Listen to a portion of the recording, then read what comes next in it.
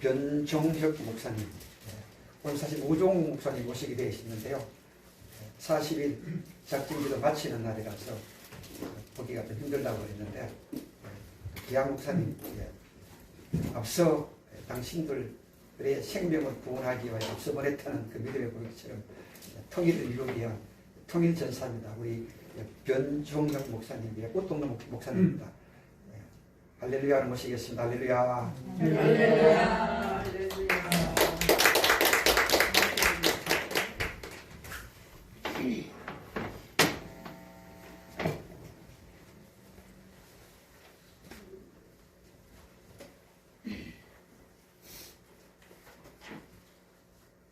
저녁을 기도하겠습니다. 하나님, 오늘 부족한 종을 귀한 자리에 세워주셨는데 나의 뜻이 아닌 하나님의 뜻이 온전히 전달되어질 수 있도록 이 자리를 주관하시고 인도하여 주옵소서. 아멘. 모든 영광 하나님께 돌려드리옵고 우리 인생의 주인 되시는 이 자리의 주인 되시는 예수 그리스도 이름으로 기도하옵나이다. 아멘. 안녕하십니까? 저는 반갑습니다. 저는 함경북도 회령시에서 태어나서 한국에 2004년도에 입국하게 되고 약 10년 가까이 방황을 하다가 중국에서 복음을 듣고 하나님을 만났지만 한국의 어떤 화려한 문화와 하는 사단의 유혹에 못 이겨서 한 10년 가까이를 방황하다가 하나님의 정확한 시간표에 하나님의 은혜로 올바른 길로 들어서서 신학을 하게 되고 7년의 신학 과정을 마치고 한 2년 정도 준비 과정을 거쳐서 제가 지난주 월요일날 부족하지만 목사 안수를 받고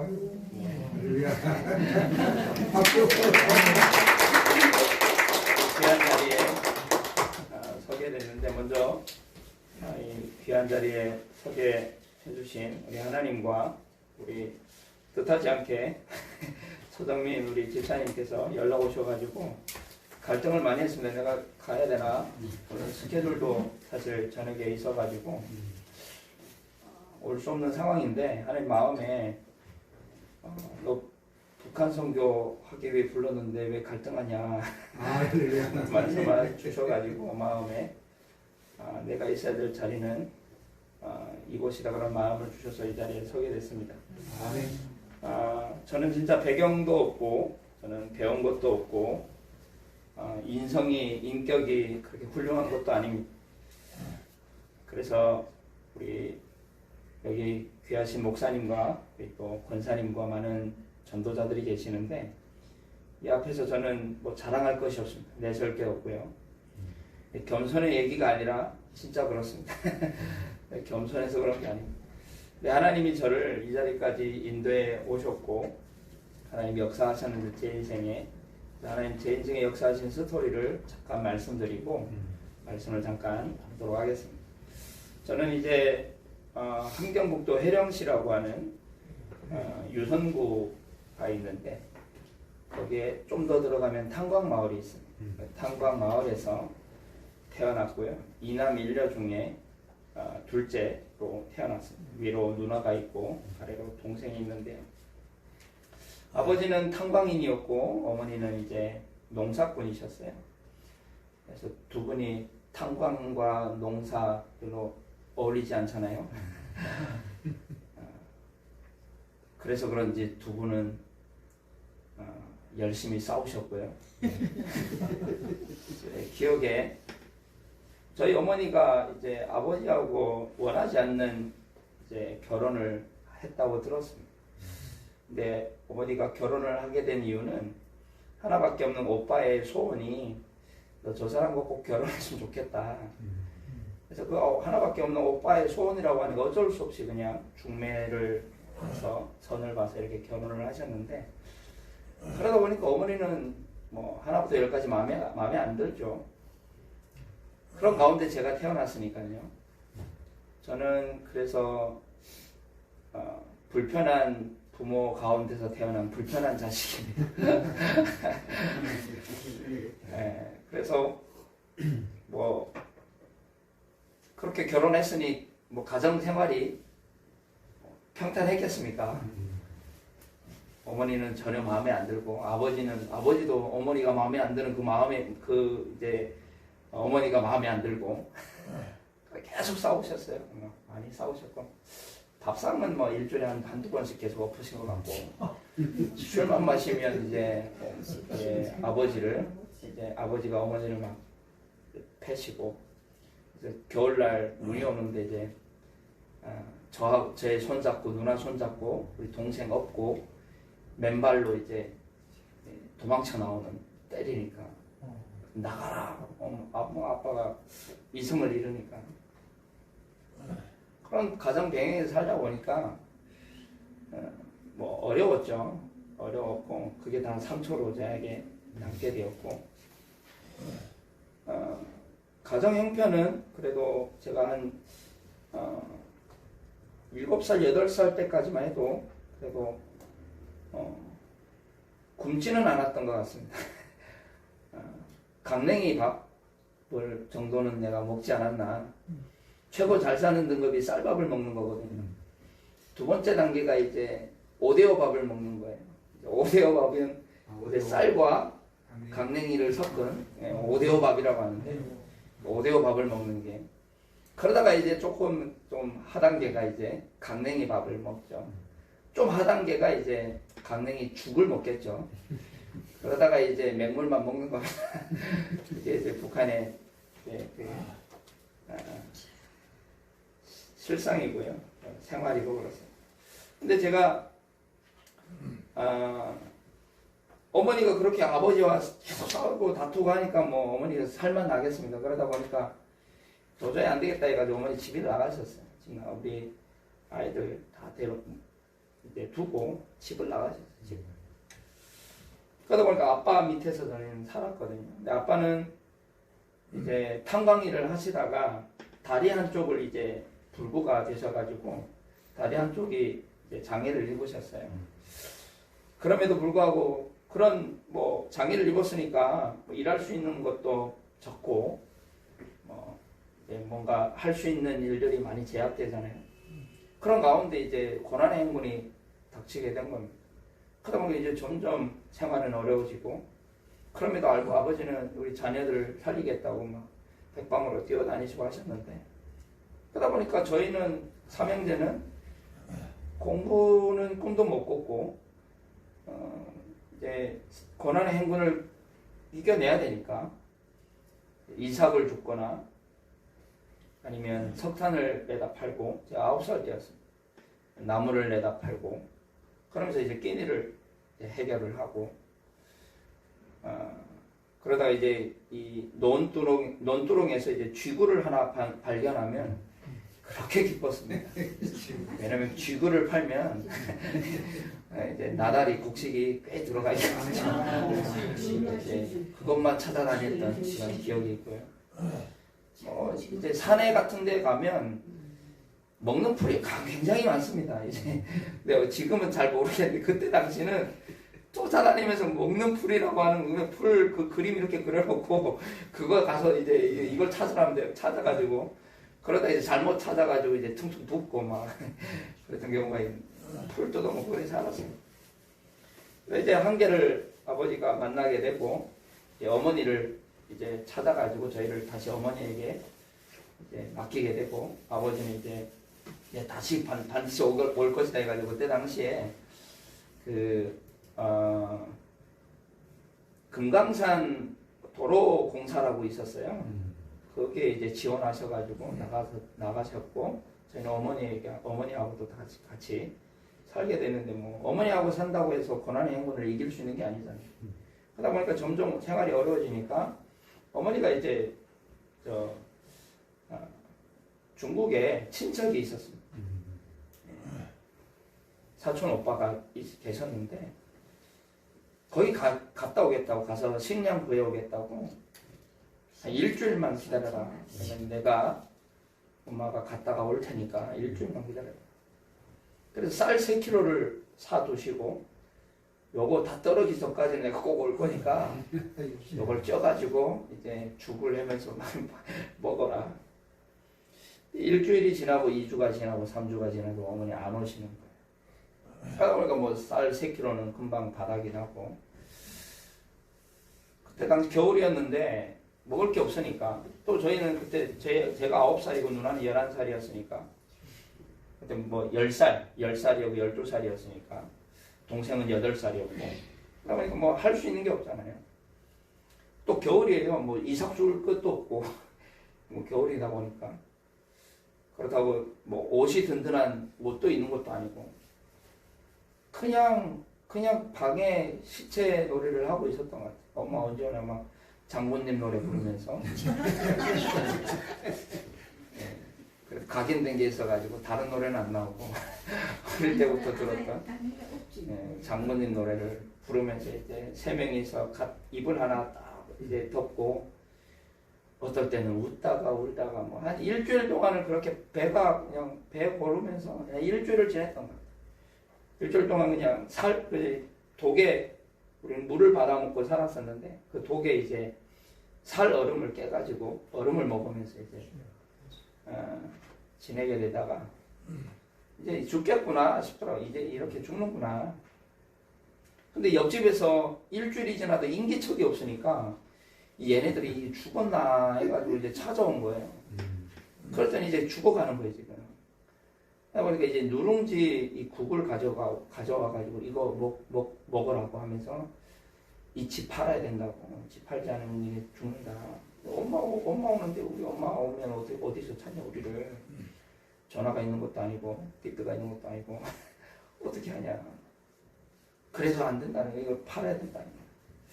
그래서 팔았는데 이제 엄마가 아는 삼촌이죠. 삼촌에게 좀 맡겨가지고 집을 팔았는데, 이 괘씸한 삼촌이 돈에 눈이 멀어가지고 돈을 가지고 이제 펴버린 거예요.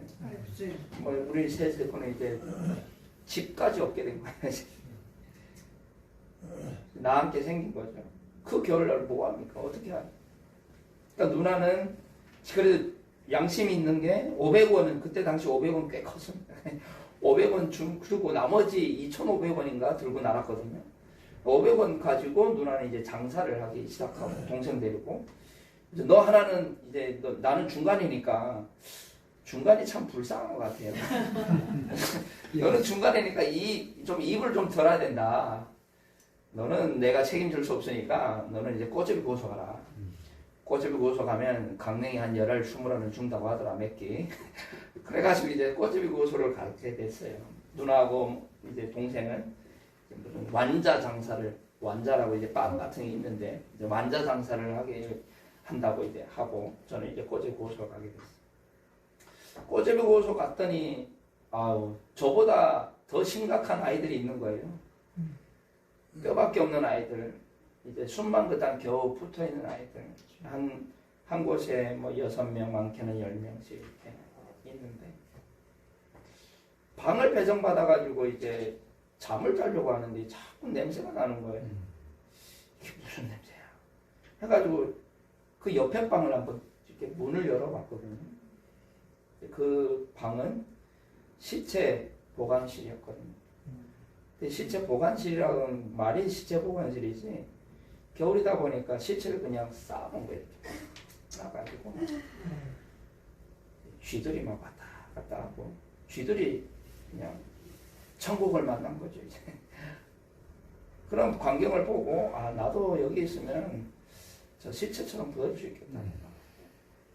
그리고 맞은편이 바로 중국이었거든요. 저희가 쇠령 유선 고체비 고소에 있다 보니까, 거기서 뭐 금방이에요. 뭐 한 1km도 안 되면 바로 이제 중국이니까, 죽으면 죽으리라는 각오로 이제 도망을 하게 됐죠. 많이 들었거든요. 중국 가면 맛있는 것도 먹고, 중국 가면 많은 이제 부를 누릴 수 있다.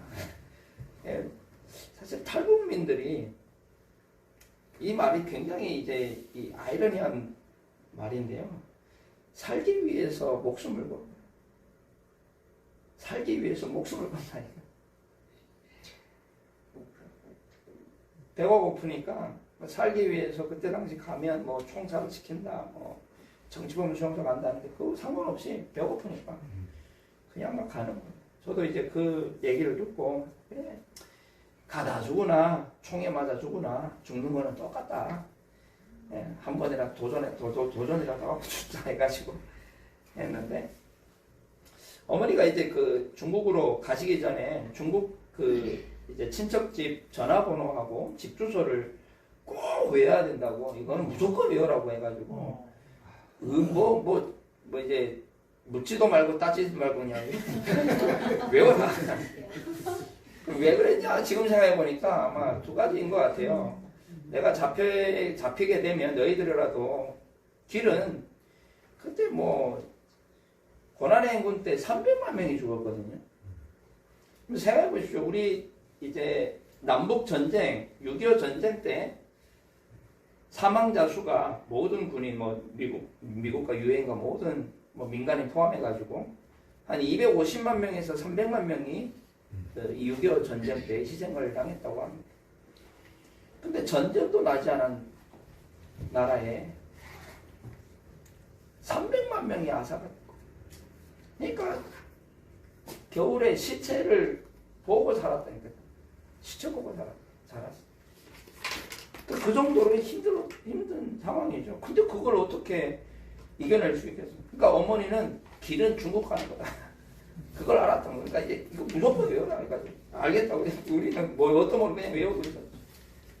그래서 두 가지였던 거예요. 어머니는 이제 거기 가지 않으면 이제 오라고 그냥 오라고 했던 것 같은데 그래서 그거 가지고 이제 중국을 가게 된 거예요. 그래서 전화했더니 다행히 우여곡절 끝에 전화 통화가 돼가지고 엄마 아빠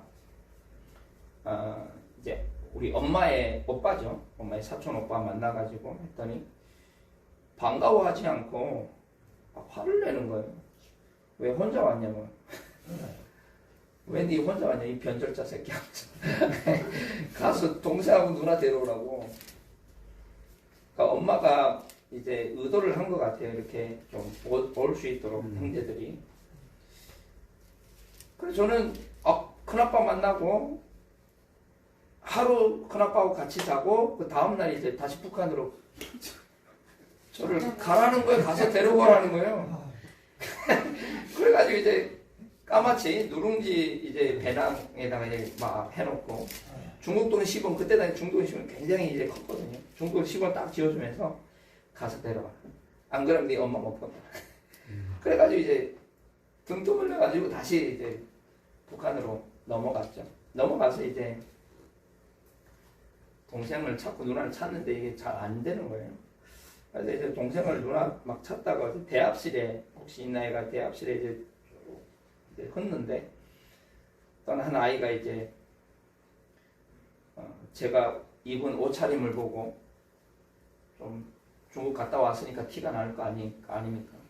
뭐가 있는 집안의 사람인가 보다 해가지고 와가지고 먹을 거 좀 달라는 거예요. 그래서 딱 봤더니 동생이에요. 그때 부동태하고 울면서 이제 괜찮다. 나 돈 있다. 뭐 먹고 싶냐. 데려와가지고 마음껏 먹이고 옷도 사입히고 해가지고 그래서 이제 동생 데리고 누나 어디 갔냐니까 누나는 자기를 어떤 할머니 집에 맡겨놓고 저기 청진으로 배낭 장사라고 하거든요. 달리기라고도 하는데 그거 하러 갔다는 거예요. 그래서 언제 갔냐니까 좀 됐다는 거예요. 그래. 그래서 이제 누나는 못 만나고 그래 동생 데리고 탈북을 하게 됐어요. 우여곡절 끝에 막 총도 맞고 했는데 우리 같이 탈북하던 한 친구는 총 맞아 죽고 했는데 끌려가고 있었는데 하여튼 그런 우여곡절 끝에 탈북을 해가지고 우리 큰아빠를 만나고 왔더니 잘했다고 한 명이라도 데려온 게 어디냐. 그때 이제 엄마하고 통화를 시켜주더라고요. 어머니는 이제 안전한데 저기 심양 쪽에 가 계셨더라고요. 왜냐면 변방 지역은 위험하니까. 거기 가 계셔서 통화를 했더니 엄마가 엉엉 울면서 올 줄 알았다면서 엄마 만났는데 엄마가 조금만 기다려라. 이제 우리가 변방 지역에 있으면 위험하니까 이제 연길이라는 곳에 고아원에 안전한 곳에 가 있으라고 했는데 제가 이제 동생 데리고 오면서 거기 그 할머니랑 그 집에다가 이제 얘기를 한 거예요. 이제 내가 몇 월 며칠 날 갈 테니까 누나하고 만날 수 있도록. 그래 난 다시 북한, 왜냐면 한 번 갔으니까 두 번 못 가겠다는 생각에 누나하고 약속을 잡아놨어요. 그러다 보니까 거기에 있지 못하고 나는 가야 된다. 그래서 아마 동생을 그 고아원에 두고 나는 혼자 나오지 않았나. 아니면은 동생이 막 이제 생각이 막 여러 가지 생각이 막 많아요. 그 이후부터는 생각이 잘 정리가 안 돼 있는데, 근데 알고 보니까 뭐 정신 그쪽 물어보니까 자기 방어하기 위해서 이제 뭐 가짜 기억들을 많이 이렇게 만들어 놓는다고 하더라고요. 왜냐면 충격받아가 제가 이제 동생을 잃어버렸거든요. 중국에서. 어떻게 잃어버렸는지 기억이 없어요. 여러 가지 기억이 있는데 동생 잃어버려 아직 못 찾고 있는데 어쨌든 동생 그때 잃어버린 그 죄책감 때문에 다시는 엄마한테 연락도 못하고 큰아빠한테 이제 찾아가지도 못하고 그때부터 꽃제비 생활을 제가 하기 시작합니다. 중국에서 북한에서 그렇게 하다가 이제 꽃제비 생활하다가 우여곡절 끝에 어찌어찌 해서 중국에 다시 가게 되고 북한에 제가 중국에서 6번 잡혀 나갔다 왔거든요. 끌려 나갔다 다시 왔다가 뭐 이제 등 떠밀려 간 것까지 해서 7번이죠. 했는데 그러다가 중국에서 저희 엄마하고 누나를 기적적으로 만나게 됐습니다. 만나게 됐는데 누나가 이제 그 약속을 듣고 얘 중국 갔구나라는 걸 알고 이제 바로 다음 날 이제 그냥 왔다고 하더라고요. 그래서 오니까 큰아빠 집에 가니까 이제 엄마가 이미 와 있었고 그때 그러다 보니까 두 분은 그렇게 살고 있어요. 한 2년 그렇게 제가 꽃제비 생활을 했던 것 같아요. 꽃제비 생활하다가 엄마를 만났는데 엄마가 펑펑 울면서 이제 너무 반갑죠.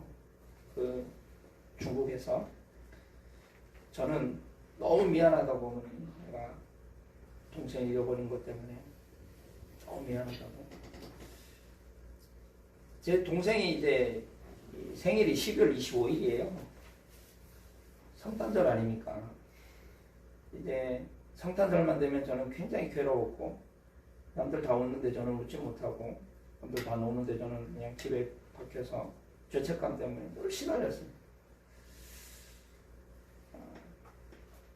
이제 동생 못 잡고 있지만 동생 언젠가는 하나님이 살아있다면 하나님 절대 주권 가운데 살아있다면 만나게 될 것이고 그리 아니하실지라도 또 동생의 어떤 목까지 하나님의 일을 하라는 사인으로 받고 할 텐데 어쨌든 그 이후에 하자면 아직 뭐 제가 제 인생의 절반도 얘기를 못했는데요. 제가 지금 36살인데 제 얘기를 다 하자면 2박 3일 집회를 해야 되고요. 네. 그래서 이제 어쨌든 저희는 또 어머니하고 같이 살다가 북한에도 다시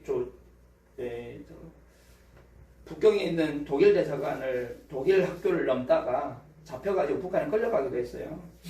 그래서 가족이 이렇게 끌려가면 또 이제 모든 서류가 얘네들은 한국 가려다가 잡혔다 이런 서류 다 나갔기 때문에 정치범 수용소 가지 않으면 총살을 분명 둘 중에 하나거든요.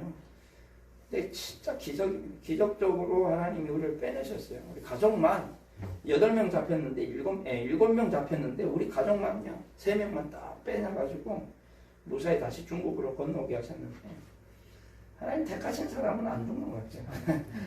그 어떤 세상의 어떤 방해와 공작에도 절대 하나님 보호하시거든요. 제가 이 자리에 서 있고요. 뭐 그러다가 또 한 번 잡혀나 또 나갔다가 또 기적적으로 뭔가 많이 있습니다. 많이 있습니다. 그러니까 이제 그런 체험을 중국에서 그래 엄마를 만나면서 이제 신앙생활을 시작했어요. 왜냐면 그때 당시에 이제 도와주는 곳은 교회밖에 없었어요. 중국이 또 교회밖에 도와주는 데가 없어요. 그러다 보니까 이제 중국 자연스럽게 도움을 받기 위해서 교회를 접했다가 이제 하나님을 알게 되고 신앙을 갖게 되고 했는데 그러면서 제가 한 2년 정도 이제 소망의 집이라고 하는 이제 교회에서 운영하는 미션홈 그런 데서 이제 살면서 매일 성경 쓰고 외우고 읽고 안 그러면 밥 안 주고 막 그랬단 말이에요. 그 일을 이제 2년 동안 하다 보니까 근데 그게 하나님 은혜였던 것 같아요. 그때 들어간 성경이 제가 27살에 이제 하나님을 진짜 인격적으로 만나고 하나님 앞에 무릎 꿇게 됐는데 복음 깨닫고 나가지고 하나님을 인격적으로 만나고 그때 그 했던 공부가 다 기억이 나는 거예요. 성경을 저희 담임 목사님 여기 왔다 갔었다 왔는데 박용규 목사님 박용규 목사님 교회를 저는 섬기고 있습니다. 인사가 늦었는데요. 그 박용규 목사님 이제 그처럼 성경을 박용규 목사님은 한 달에 1도 간다고 하더라고요. 지금도. 저는 그렇게까지는 못 읽어요. 그럼에도 이제 그때 막 했던 2년 동안 했던 것들이 어릴 때 교육이 너무 중요한 것 같아요. 그렇게 봤을 때. 그래서 그런 체험을 하고 왔는데 사실 복음이 나의 복음이 아니고 그 복음이 나의 개인화가 되지 않고 그러다 보니까 뭐 한국에 2004년에 한국 왔는데 한국이 얼마나 문화가 화려하고 놀 것도 많고 먹을 것도 많고 시간을 뺏는 일이 얼마나 많습니까? 그러다 보니까 뭐 거기에 완전히 찌들려 가지고 살았죠. 열심히 돈을 위해서 돈을 향해서 막 달리기 시작하고 뭐 배운 것도 없고 뭐 내가 내세울 것도 없다 보니까 가장 많이 뭐 기술도 없잖아요. 그러다 보니까 배달 일이 저에게는 가장 페이를 많이 주고 제가 할 수 있는 일이 배달 일을 한 5년 정도 한 것 같아요.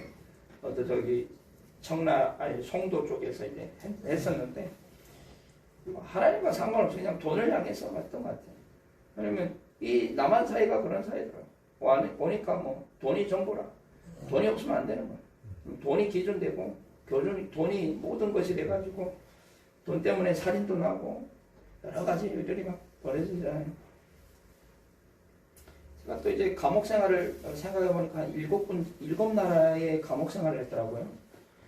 북한과 중국과 한국과 라오스는 아니고 저 태국과 미국과 저기 캐나다와 해가지고 네 제가 12개 나라를 제가 다녀봤거든요.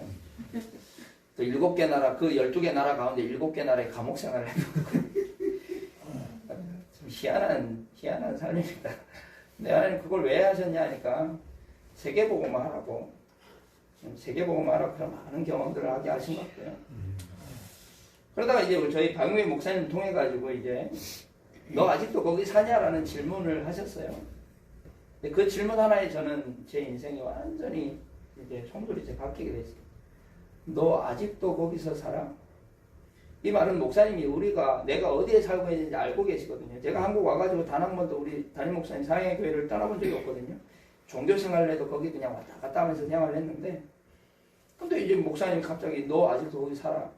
근데 그 말이 저는 어떻게 느껴지냐면 너 아직도 하나님과 반대되는 하나님 없는 사단과 저주와 지옥이라는 그 배경 가운데 살고 있냐. 너기는 거기가 아닌데 왜 거기서 살고 있어. 그 음성으로 들리기 시작한 거예요. 그래서 전도자의 말 한마디가 너무 중요한 것 같아요. 복음 가진 자가 말 한마디로 한 사람 살릴 수 있거든요. 목사님 그 한마디에 저는 넘어졌다니까. 그게 성령의 조명하심 아니겠어요? 그래 그 목사님 만나고 이제 중국에서 2년 동안 제가 성경 공부를 했다고 했잖아요. 그때마다 이제 많은 선교사님들이 오시고 목사님 오셔가지고 저보고 너 커서 뭐 될래 하면 저는 항상 얘기했어요. 저는 목회자 될 겁니다. 저는 선교사 될 겁니다. 왜 그러고 목사님처럼 선교사님처럼 이런 나 같은 사람들을 돕는 일을 나는 하겠다고. 그래서 제가 어릴 때 축도도 많이 연습하고 그래서 이번 주에 이제 축도를 하게 됐는데 많은 사람들이 예전부터 한 것 같다고 그래가지고 맞다고 내가 어릴 때부터 준비했다고 제가 늘 얘기했어요. 우리 모델로 하면 난 목회자 선교사 되겠다. 근데 이제 그때 주신 하나님의 마음인데 그 마음이 아니라 세상의 어떤 눈에 보이는 거 따라 이제 살다 보니까 언약도 없었고 전혀 복음이 나의 것이 안 되니까 사단에게 완전 먹혀버린 거죠. 그러다가 하나님이 이제 완전 저를 채찍으로 이제 때리셔서 이렇게 목사님 만나가지고 목회자 일을 걷게 됐거든요. 신학해라, 신학교라. 신학교 들어가려고 하니까 이제 또 저 배운 게 없잖아요. 검정고시를 따야 된다는 거죠. 야, 이거 지금 다음 해에 저는 그래서 가입학을 했어요. 신학교도 가입학을 해가지고 들어갔는데 1년 안에 네가 초중고 검정고시 따지 못하면 너는 불합격. 너는 가입학이기 때문에 다음 학년 못 넘어가. 그래서 이제 이 신학교를 가기 위해서 검정고시를 보니까 제가 2005년도에 이제 초등학교 과정 검정고시를 봤더라고요. 근데 봤었는데 점수가 미달이었어요. 그때 당시에. 그래가지고 이거 분명 떨어져서 그냥 확인도 안 했어요. 근데 웬걸요? 붙은 거예요. 그게 붙었죠. 그럼 일단 초등학교 패스. 이제 검정고시가 1년에 2번 있거든요. 4월 달에 하는 번 있고 8월 달에 한 번 있는데 4월 달에 중학교 검정고시를 친 거예요. 근데 제가 이제 그래도 잘했던 게 이제 중국에서 살았다고 그래요. 중국어. 또 많은 나라를 돌아보라 또 영어 조금 알아요. 그러다 보니까 이 중국어는 그때 당시에 이제 거의 100점 맞을 수 있고, 중학교 과정은. 또 이제 영어 같은 경우도 충분히. 또 제가 이제 사회생활 많이 하면 사회. 제가 또 혼자 살다 보니까 가정, 오케이. 중학교 과정은 좀 수월하게 넘어간 것 같아요. 근데 4월 달에 딱 땄어요. 8월 달에 고등학교 검정고시를 따니 고등학교는 그게 안 되는 거예요. 차원이 달라요, 차원이. 이걸 어떡하지, 이게. 그래서 그냥 준비를 했어요. 근데 어떤 집회가 한 번 있었고, 큰 집회가 있었는데, 그 집회를 할 거냐, 아니면은 검정고시를 8월 달에 시간도 딱 기간인 거예요. 그러면 좋다. 부산에 있었거든요. 그래서 부산으로 갔다. 그래, 부산에서 치자. 부산에서 나는 하나님 나라와 그 모든 거 주겠다. 그럼 언약 딱 잡고 내가 집회에 올인할 테니까 하나님 내가 부산에서 시험 볼 테니까 알아서 하시오. 그리고 이제 시험을 보고 봤는데 그때 그 시험을 볼 때 2013년도였어요. 2014년도죠. 14년도였는데 이때 검정고시 유형이 완전히 바뀌었어요. 내가 배운 건 하나도 안 나오는 거예요. 이거 10문제 중에 하나도 안 나오는 거예요. 다 찍었습니다. 모르는 거 다 찍었어요. 근데 하나님 은혜로 62점. 커트라인. 60점이 이제 커트라인이거든요. 62점으로 딱 통과하게 되고. 그래서 이제 초중고 검정고시를 저는 1년에 3번 통과한 사람. 초중고 검정고시를 그냥 1년 만에 통과한 사람. 하나님 은혜죠. 그래놓고 이제 신학교 다 이제 졸업하고 많은 하나님 은혜 받고 진짜 왜 하나님이 나를 그러니까 이런 모든 것들이 그런데 저의 인생을 쭉 보면요 모든 것은 하나님 계획이었다는 거예요. 하나님 계획이었구나. 어느 날 이게 이제 보이게 됐는데요. 저는 한국 와가지고 북한에서 왔다는 얘기를 안 했어요. 왜냐면 북한이라는 거에 얼마나 저는 상처겠어요. 어디서 왔냐면 강원도에서 왔죠. 왜냐면 말투가 강원도 비슷하니까 이제 강원도에서 왔다고. 그럼 절대로 중국 사람이라는 안 그래요. 교포라고는 안 그래요. 그냥 중국에서 왔다면 이제 좀 깔보고 막 그럴 것 같으니까 생각에 그러지 않는데도. 근데 이제 그냥 강원도에서 왔다고. 어디 가서 저희가 북한 사람이라고 하는 걸 되게 싫어했어요. 싫어했는데 어느 날 제가 이제 하나님의 절대 주권이 믿어지게 되는 거예요. 이게 인정이 되는 거예요. 하나님이 실수해서 나를 저 북한에 태어난 게 아니고 하나님이 모자라가지고 하나님이 지혜가 없어가지고 아니 실수해가지고 나를 그 어머님 밑에 그 국가에 수많은 나라가 있는데 하필이면 그 나라에 하필이면 그 이제 부모 가운데 하필이면 그 많은 어려움을 당하겠냐. 하나님 모든 건 하나님의 절대 주권 가운데 하나님이 일하시는 게 아니냐. 이게 믿어지기 시작했거든요. 절대자 하나님을 제가 이제 보게 됐죠. 그래서 오늘 말씀이 이제 사도행전 1장 6절 8절인데 제자들이 물어보잖아요. 이스라엘 나라를 회복한 일이 됩니까? 저한테 물어봅니다. 북한 복음은 언제 될 것 같습니까? 저는 얘기합니다. 저는 모릅니다. 저한테 물어보지 마세요. 분명히 오늘 7절에 때와 시기는 아버지께서 자기 권한에 두셨다. 그러니까 거기에 너희 그거 상관할 바 아니야. 니들이 진짜 상관해야 되고 집중해야 될 게 뭔 줄 아냐? 오직 성령이 너에게 임하시면 권능받고 땅끝까지를 증인되는 거야. 다른 거 아니야. 너희들이 여기에 집중하는 거야. 언약에 집중, 나에게 집중하는 거야. 복음에 집중하는 거야. 말씀에 집중하는 거야. 기도에 집중하는 거야. 너희들이 그 뭐 언제 될 거냐 그거 고민할 그거 필요 없어. 왜냐면 하나님은 절대자이십니다. 욥기 23편 13절로 14절에 보면 그는 뜻이 일정하시니 누가 능히 돌이키랴 그의 마음에 하고자 하시는 것이면 그것을 행하시나니 그런즉 내게 작정하신 것을 이루실 것이라 이런 일이 그에게 많이 있느니라. 잠언 19장 21절에는 사람의 마음에는 많은 계획이 있어도 오직 여호와의 뜻만이 완전히 서리라. 이사야 14장 24절에는 만군의 여호와께서 맹세하여 이르시되 내가 생각한 것이 반드시 되며 내가 경영한 것을 반드시 이루리라. 27절에 보면 만군의 여호와께서 경영하셨은즉 누가 능히 그것을 피하며 그의 손을 펴셨은즉 누가 능히 그것을 돌이키랴. 이사야 45장 7절입니다. 나는 빛도 짓고 어둠도 창조하며 나는 빛도 짓고 어둠도 창조하며 모든 것은 하나님 절대 주권 속에 있어. 왜? 그럼 많은 사람 물으면 왜 북한이 저렇게 하나님이 저렇게 하면서 북한 사람들이 많은 사람들이 그래요. 그런 하나님 안 믿는다고. 왜 북한을 저렇게 내두냐고. 근데 얘기합니다. 하나님은 절대자야. 하나님은 빛도 짓고 어둠도 짓는 분이야. 우리가 빛은 응답이고 어둠은 응답이 아닙니까? 그게 아니거든요. 빛도 하나님이 허락하시는 거거든요. 빛도 짓, 어둠도 창조하니 나는 평안도 짓고 환난도 창조하나니 나는 여호와라 이 모든 일을 행하는 자니라. 누가 그 일을 만드시죠? 하나님이 만드시고 하나님이 지으시고 하나님이 이루시고 성취하시거든요. 이사야 46장 8절로 11절에 너희는 옛적 일을 기억하라. 나는 하나님이라. 나 외에 다른 이가 없느니라. 나는 하나님이라. 우리가 옛적 일을 성경을 통해서 하나님의 역사를 우리는 너무 알고 애굽에 이스라엘 백성들이 팔려간 것이 하나님의 저주입니까? 아니거든요.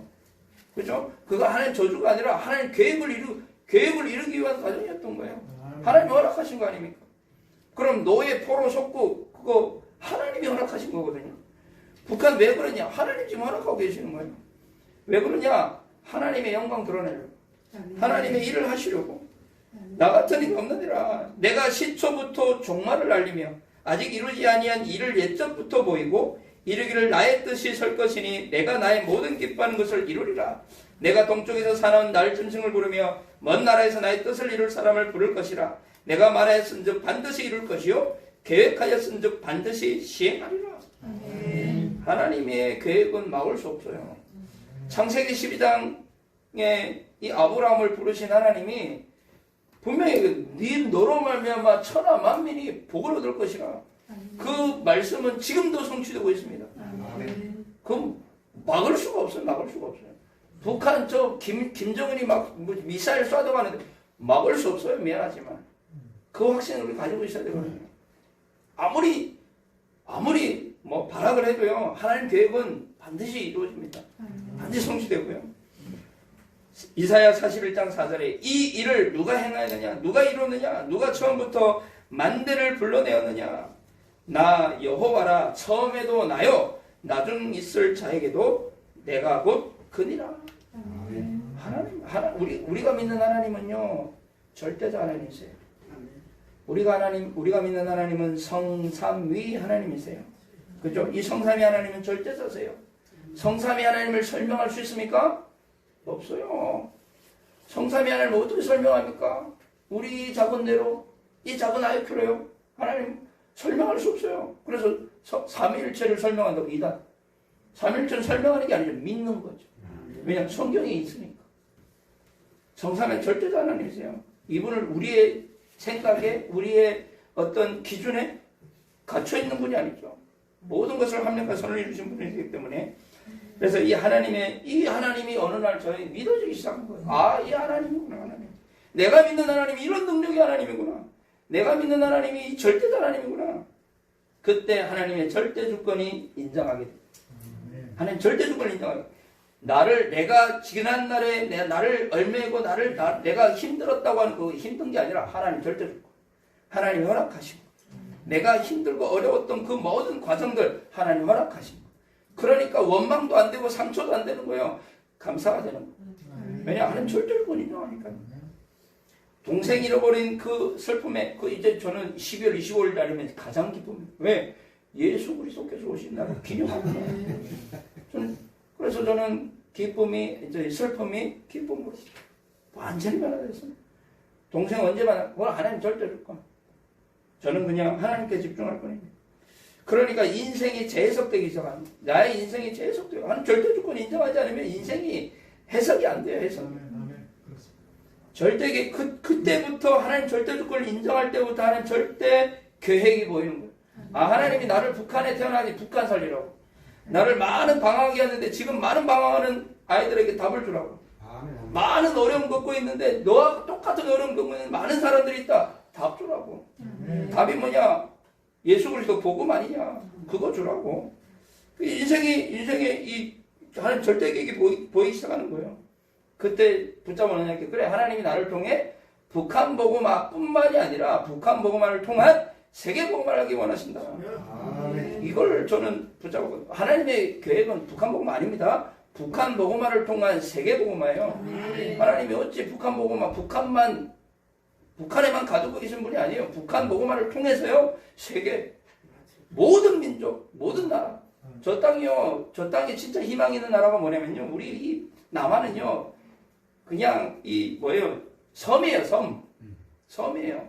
근데 북한에 통일이 되잖아요. 매주 선교 시대가 열려요. 금요일 날이요, 퇴근해가지고 자동차 끌고 얼마든지 저 러시아로, 저 중국으로요, 얼마든지 선교 나갔다가 주일날 새벽에 또 와가지고 이거 얼마든지 가능합니다. 다, 그리고 경제도 다 따라올 것이고요. 그래서 북한 선교를 위해서 기도하는 이 모임이 하나님 보시기에 가장 기뻐하는 거예요. 축복하실 이유가 있는 거예요. 제가 이제 10월 10일 날 목사 안수를 받았는데 10월 10일 날이 조선노동당 창건입니다. 어찌 우연이겠습니까? 하나님 보여주시는 거야. 10월 10일 날 쌍무지개가 떴거든요. 하나님 언약 주시는 거야. 그래, 북한의 저 정권을 사로잡고 있는 진짜 우리의 싸움은 혈과 육이 아니잖아요. 그 배후 역사는 사단의 대갈통을 깨부셔라. 그 일을 해라. 그래서 저는 북한이 지금 아무리 핵폭탄 나오고 뉴스에 장난 아니잖아요. 전쟁 일어날 것 같다. 괜찮아요. 전쟁 일어나면 그러면 그거 하나님 뜻 아닙니까? 아니요. 하나님의 계획이 전쟁 일어나야 된다고 하면 전쟁 일어나야 돼요. 그죠? 그러나 복음 가진 우리가 기도하면요, 하나님 뜻도 돌이키세요. 그런 하나님이시거든요. 근데 우리는 그게 기준이 아니라 하나님이 기준이잖아요. 하나님이 기준이면 하나님이 허락하시면 가야죠. 하나님 누가 막습니까?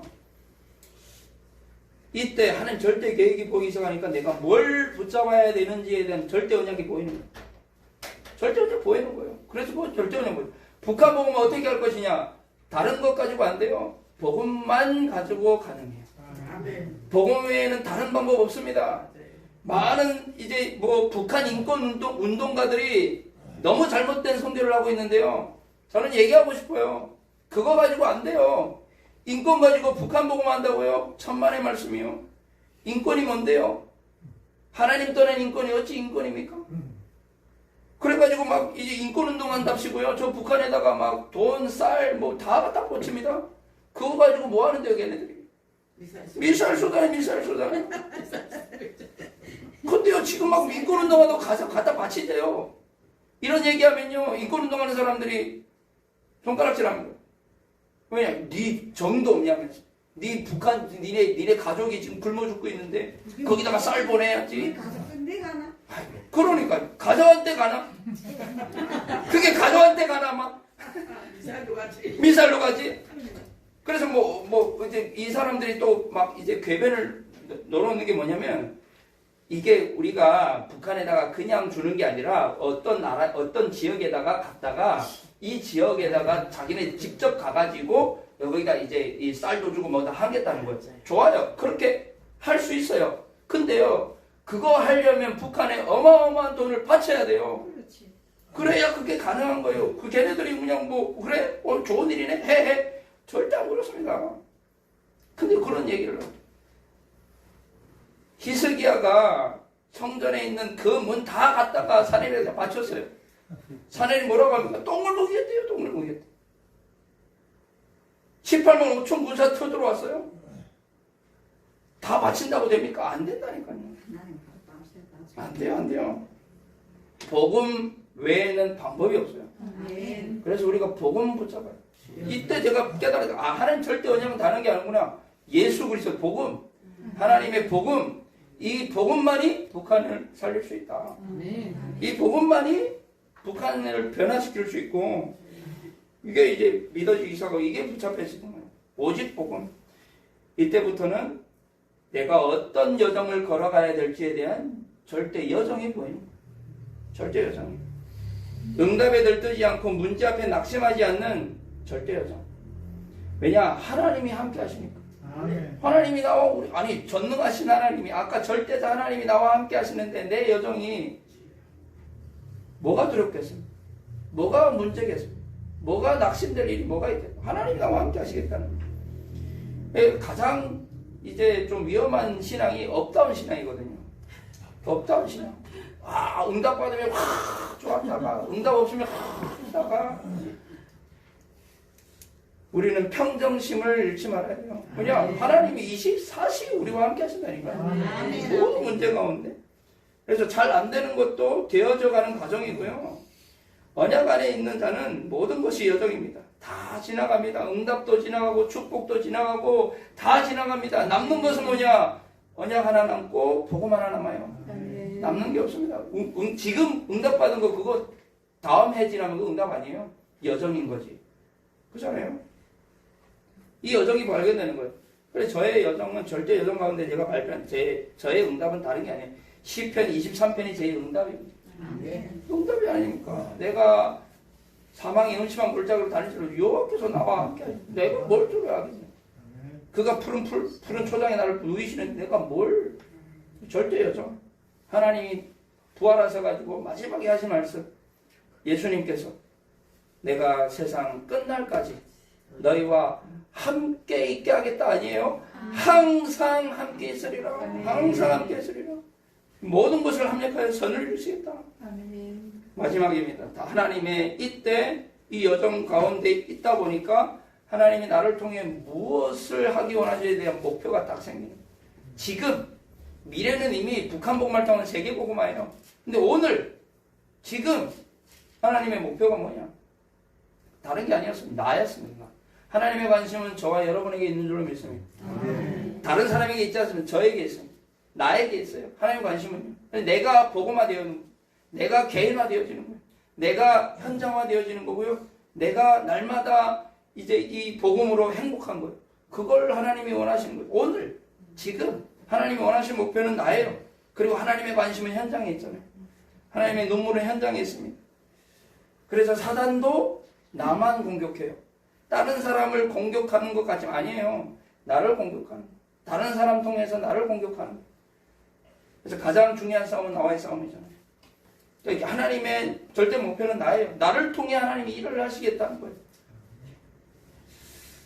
그래서 오늘 우리 함께 좀 기도해야 될 제목은 그 시간표, 하나님의 북한 복음화를 통한 세계 복음화의 시간표는요, 우리는 기다리면서 준비하는 거예요. 다른 게 아닙니다. 언제 될지 그건 몰라요. 근데 기다림으로 준비하는 거예요. 그래서 준비라고 했을 때는 다른 준비가 아니죠. 함께 북한 복음을 통한 세계 복음과 함께 걸어가도 이게 우리 만남이 저는 이게 응답이라고 생각하고 이게 준비라고 생각하거든요.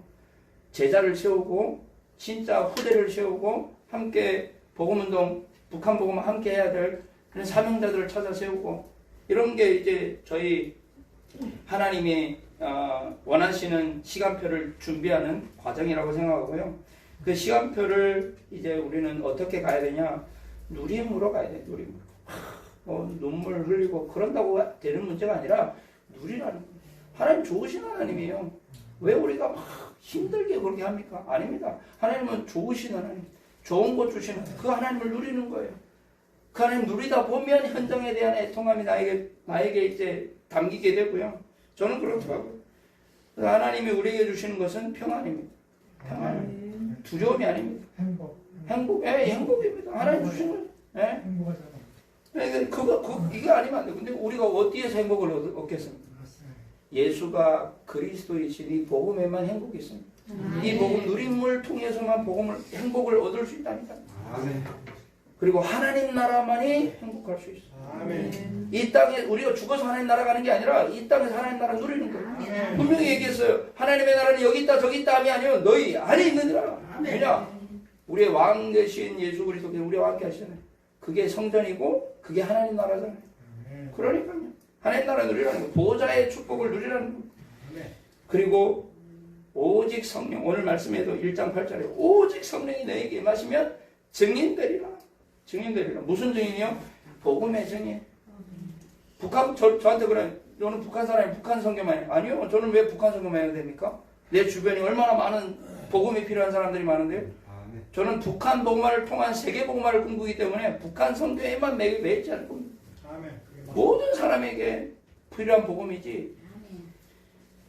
그래서 제가 꼭 말씀드리고 싶은 건 결론에 영적 공식이 있는데요.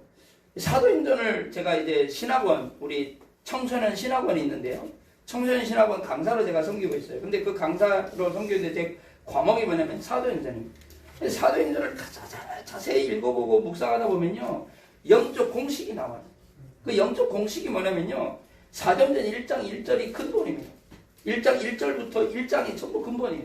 이 언약 붙잡고 1장 14절에 120명의 제자들이 모여서 마가다락방에 모여서 기도하기 시작했어요.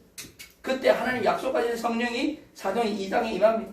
그 성령 충만 받고 그때부터 시작되어가지고 이 바울을 통해가지고 로마까지 복음운동이 계속 확산됐죠. 우리에게까지. 그리고 사도행전은 ING로 끝납니다. ING라는 말은 지금도 계속되고 있다는 거죠. 이 성령의 역사가. 우리가 집중해야 될 것은 영적 공식은 다른 게 아니라 사도행전 1장이라는 거예요. 여기에 집중하면요. 사도행전 2장부터 사도행전 이제 28장 31절까지의 응답이 그대로 따라오고요. 그리고 그 이후에 얼마나 우리 시대를 알고 있잖아요. 시대마다 복음운동이 그 복음도 따라오게 돼요. 우리가 집중해야 될 것은 사도행전 1장이라는 거예요. 그래서 다른 데 집중하지 마. 예수님이 그래서 말씀하세요. 다른 데 집중하지 마. 오직 성령이 너에게 마시면 권능 받고 땅까지 증인되리라. 이거 하나님이 이루어 가시겠다는 거거든요. 그래서 저는 은혜 아니면 안 되는 예배자로 저는 서는 것이 제 기도 제목입니다. 그리고 은혜 아니면 안 되는 기도자로 서는 겁니다. 은혜 아니면 안 되는 전도자로 서는 겁니다. 저는 그래서 다른 기도 제목이 없습니다. 늘 말씀과 기도와 전도 이 세 가지가 사실 전부 아니에요. 여기에 집중하는. 오늘도 저는 저의 비전을 꿈꿉니다. 저의 비전은 4가지인데요. 첫 번째는 북한에 하나님의 문 여시면 북한에 교회를 세우는 거죠. 다른 교회 말고 전도, 선교, 오직 복음 말하는, 복음 전하는 교회. 그 교회 세우는 게 제 비전이고요. 두 번째는 제가 이제 아팠잖아요. 제가 이제 고아로, 제가 버려진 자로, 제가 이제 꽃제비로 지냈기 때문에 그런 아이들을 케어할 수 있는 고아원을 짓는 거예요. 그 가운데 나와 같은 버려진 자 같지만 하나님이 남겨두신 분명히 제자들이 있기 때문에 또 찾는 거예요. 고아원.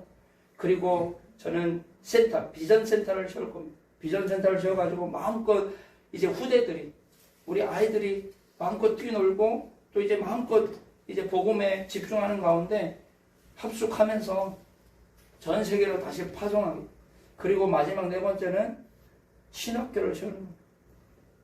그러잖아요. 교회, 이제 시대의 문제는 교회의 문제예요. 교회의 문제는 목회자의 문제예요. 목회자의 문제는 신학교 문제다.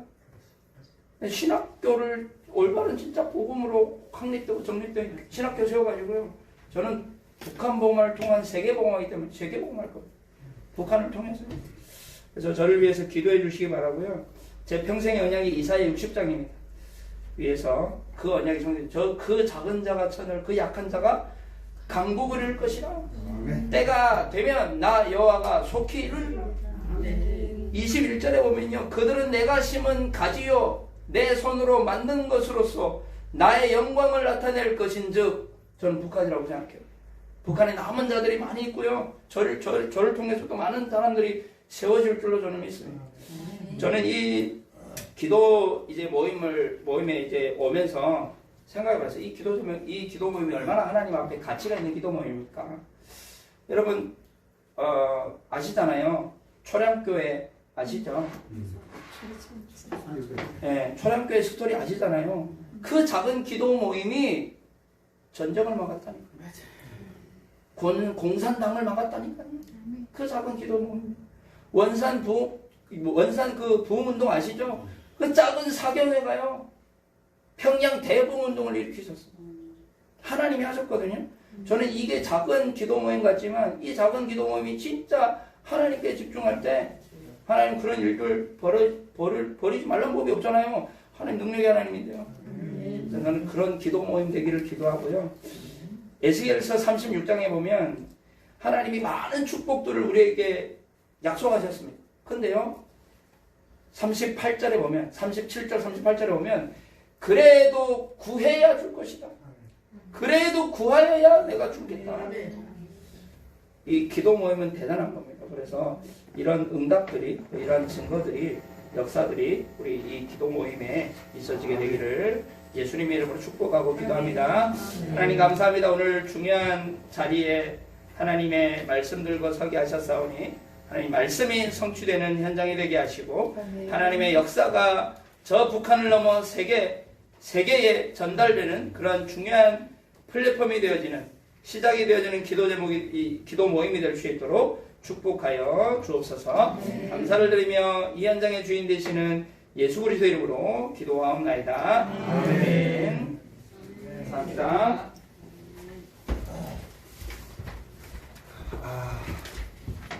선교에 북한 복음화에 세계 복음화의 비전을 보았습니다.